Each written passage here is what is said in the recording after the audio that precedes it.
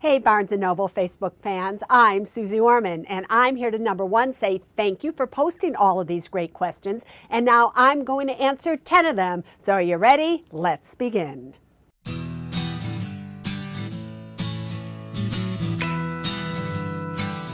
Hey Teresa, listen, there's many things that you need to understand. There is a difference between a bank and a credit union. Now, if it were me, I have to tell you, I would bank at whatever institution was giving me the highest interest rate for the lowest cost. However, if you had asked the question, is it better to have a credit card at a bank or credit union? That I would have said to you, hands down, a credit card at a credit union is 10 times better than a credit card at a bank. So go to creditcardconnection.org, put in your zip code, and up will come the best credit unions for you to get a credit card with. As far as banking, whoever gives you the best interest rate.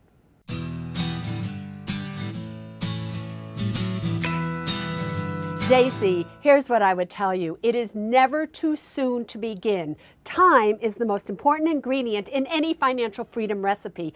JC, you have time on your side. You're a teen. It's not like you're 30 or 40 or 50 or over the hill like I am.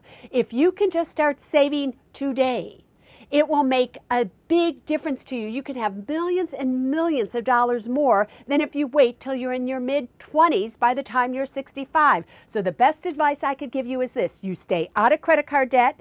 If you don't have money, don't buy it. And start saving today for your tomorrows.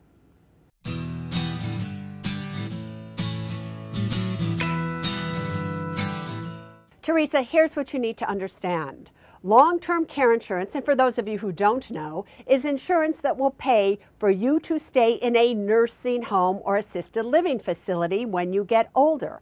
Average age into a nursing home is usually 84 years of age. So you have to understand, can you afford it today and every single year until you're 84? So many of you buy long-term care insurance, and then you get older. And then you have to drop it because you can't afford it anymore. And that's actually what the insurance companies are a wishing and a praying and a hoping that you do.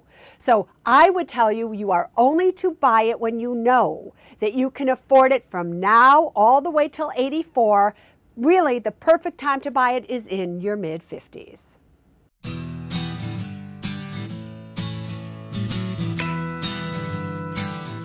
Kathy, how do you know if you have enough money to retire? Great question. You first need to know how much is it going to cost you in retirement.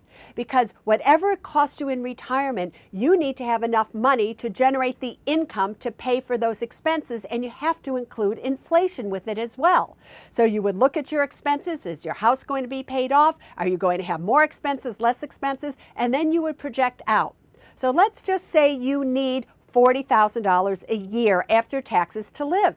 So then you know you need at least $1 million invested, maybe in a tax-free bond at 4% to generate $40,000 a year for you to pay those expenses. But you need more than that, because trust me, as you get older, you take more medication, things go wrong. So it takes a lot of money, but it takes even more discipline for you to know how much money it's going to cost you to live, for you then to figure out backwards how much money you actually need.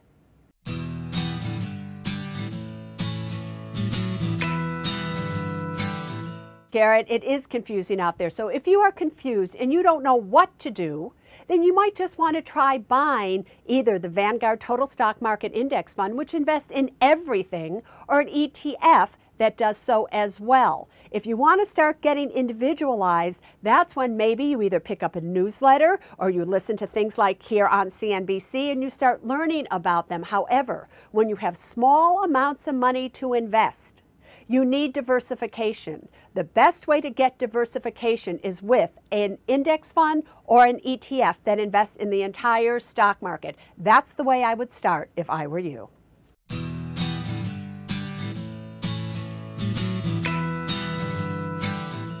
Oh, Dustin, the reason you can't get a handle on it is because you keep spending everything that you are making. You know, I've recently written a book called The Money Class. And in The Money Class, there is a law, and it goes like this. You need to live below your means, but within your needs. I have a feeling that every time you get a pay raise, you happen to spend more and more and more.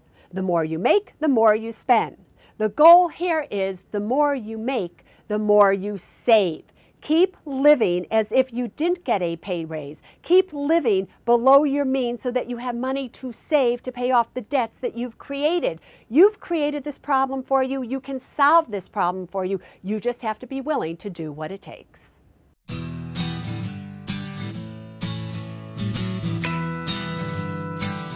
Sarah, listen. In order to invest in individual stocks, you need a lot of money. So do you have a lot of money at the age of 24? I most certainly didn't. You do know that I was a waitress making only $400 a month for 7 years, from 23 till I was 30. So at 24, I would have had no money to invest in stocks. So that's the true answer to your question. However, please remember this. When you invest in individual stocks, you can never put more than 5% of your investable assets in one stock. That means to invest 100% of your money in stocks, you need at least 20 stocks. So you should never be investing in individual stocks if you have under $100,000. If you have under $100,000, you would be far better off in no-load mutual funds or exchange-traded funds so that you have diversification. Be very careful. Stocks are tricky, especially if you put all your eggs in one basket.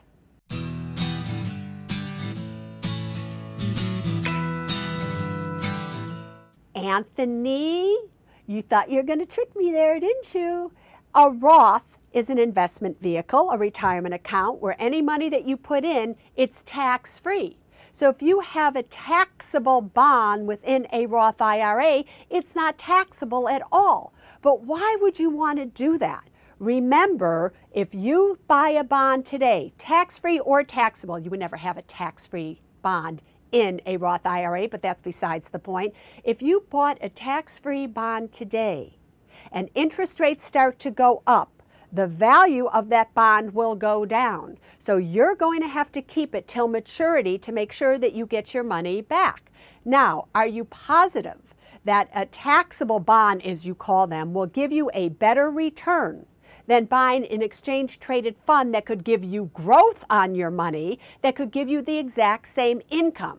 I didn't think you were so sure about that. You would be far better off doing what I say and buying exchange-traded funds that give you a 5, 6, 7% yield that also offer you the opportunity for growth versus a bond that will simply mature at the amount of money that you put into it if you purchased it at par. Don't go that way, boyfriend.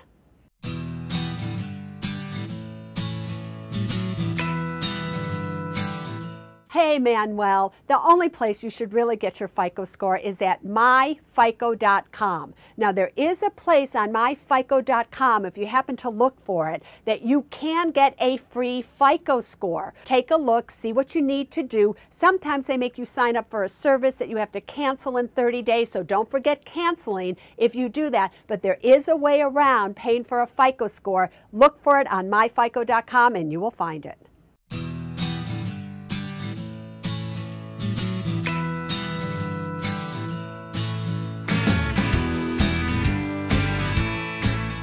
Melissa, you might need a lot of money to buy those jackets, but I'm glad you like them. Here's the bottom line. Money alone can never do anything without you. Right? You're the one who goes out to work for it. You're the one who chooses to save it, waste it, invest it, or whatever. So people have to come before money. So when I'm talking about money, the truth of the matter is I am talking about you. When I say people first, then money, then things, that is the correct order of life. When you can fix whatever's going on inside of you, then that truly is the fix to all of your financial problems. When you have self-worth, you will see your net worth increase. They go hand in hand. So the advice over all these years that I've been giving isn't just about how to fix your finances, it's how to fix your financial soul. Because when you can fix your financial soul, the world of unlimited possibilities opens up to you, and wealth of all kinds can come your way.